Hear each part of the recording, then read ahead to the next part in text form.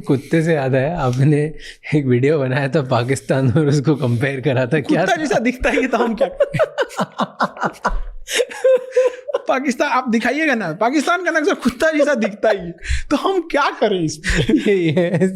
हाँ देखिए, दोनों का नक्शा एकदम, उधर पाकिस्तान का नक्शा है, इधर कुत्ता बना हुआ है, एकदम एग्जैक्ट दिखता है। कुत्ते की बेइज्जती है सच में, कुत्ता की बेइज्जती है। पाकिस्तान वफादार नहीं है। देखिए उसको क्या कहिएगा आप, वहां पे जहां पर मलाला को केवल इसलिए मार दिया गया कि वो पढ़ने के लिए बोल रही थी।